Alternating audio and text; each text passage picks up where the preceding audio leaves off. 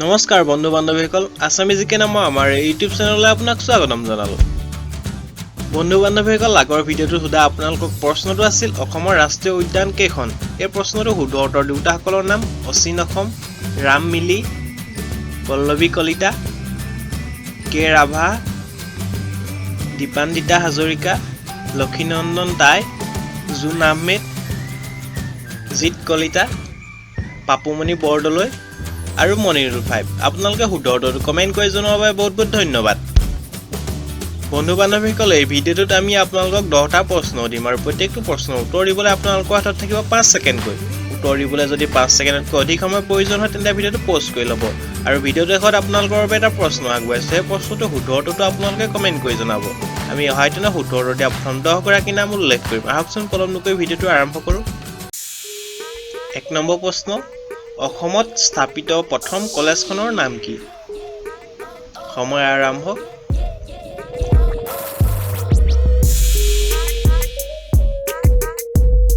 এই প্ৰশ্নটোৰ উত্তৰটো হ'ল অসমত স্থাপিত প্ৰথম কলেজখনৰ নাম হ'ল কটন কলেজ আৰু এই কটন কলেজ 1901 চনত স্থাপিত হৈছিল। 2 নং প্ৰশ্ন, কোনবিধ ভিটামিনৰ বাবে আমাৰ দেহত ঘাঁ লাগিলে সোনকালে শুকায়? সময় আৰম্ভ।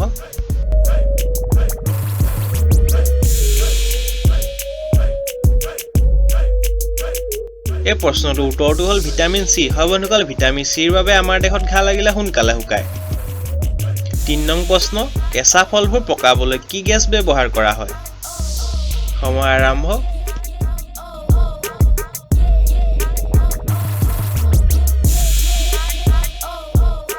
এই প্ৰশ্নটোৰ উত্তৰটো হ'ল কেঁচা ফলবোৰ পকাবলৈ এথিলিন নামৰ গেছ ব্যৱহাৰ কৰা হয়।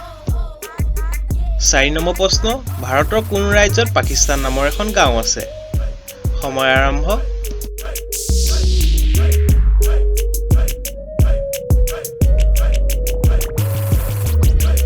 এই প্ৰশ্নটোৰ উত্তৰটো হ'ল বিহাৰৰ পুনিয়া জিলাত। হয় বন্ধুসকল, বিহাৰৰ পুনিয়া জিলাত পাকিস্তান নামৰ এখন গাঁও আছে। 5 নম্বৰ প্ৰশ্ন, গাই গৰু কোন দেশৰ ৰাষ্ট্ৰীয় প্ৰতীক? বন্ধু বান্ধৱীসকল উত্তৰ দিবলৈ যদি 5 ছেকেণ্ডতকৈ অধিক সময় প্ৰয়োজন হয় তেন্তে ভিডিঅ'টো প'জ কৰি ল'ব পাৰে। সময় আৰম্ভ।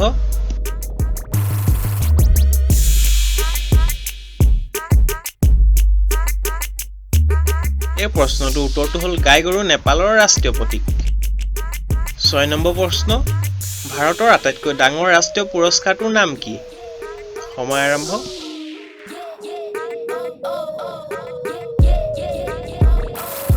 বন্ধু বান্ধৱীসকল আপোনালোকে এই প্ৰশ্নটোৰ উত্তৰটো জানেই চাগে। এই প্ৰশ্নটোৰ উত্তৰটো হ'ল ভাৰতৰ আটাইতকৈ ডাঙৰ পুৰস্কাৰটো হ'ল ভাৰত ৰত্ন। 7 নম্বৰ প্ৰশ্ন, ভাৰতৰ আটাইতকৈ কম বয়সত মুখ্যমন্ত্ৰী হোৱা লোকজনৰ নাম কি? সময় আৰম্ভ।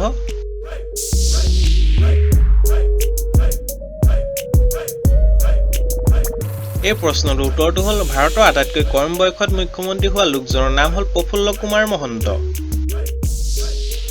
8 নম্বৰ প্ৰশ্ন, সাগৰৰ পানীত সাধাৰণতে কিমান শতাংশ নিমখ থাকে? সময় আৰম্ভ।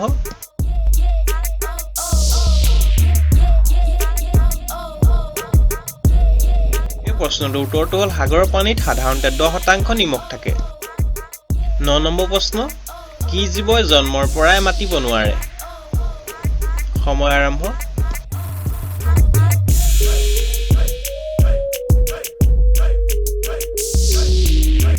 এই প্ৰশ্নৰ উত্তৰটো হ'ল জিৰাফে। হয় বন্ধুসকল, জিৰাফে জন্মৰ পৰাই মাতিব নোৱাৰে।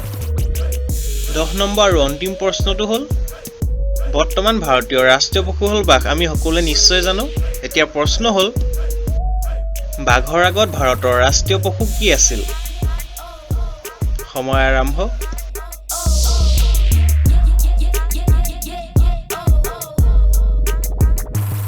এই প্ৰশ্নটোৰ উত্তৰটো হ'ল সিংহ। 1972 চনত ভাৰত চৰকাৰে সিংহৰ সলনি বাঘক ৰাষ্ট্ৰীয় পশু হিচাপে স্বীকৃতি প্ৰদান কৰে। বন্ধু বান্ধৱীসকল আপোনালোকৰ বাবে এইটো প্ৰশ্ন, অসমত ব্ৰহ্মপুত্ৰ নদীৰ ওপৰত বৰ্তমান কেইখন দলং আছে? এই প্ৰশ্নটো শুদ্ধ উত্তৰটো আপোনালোকে কমেণ্ট কৰি জনাব। আমি অহা দিনা শুদ্ধ উত্তৰ দিয়া প্ৰথম 10 গৰাকী নাম উল্লেখ কৰিম। ভিডিঅ'টো চাই যদি ভাল লাগিলে লাইক, কমেণ্ট, শ্বেয়াৰ কৰিব আৰু আপুনি যদি মোৰ চেনেললৈ প্ৰথম আহিছে তেন্তে ছাবস্ক্ৰাইব কৰিবলৈ প্লিজ নাপাহৰিব।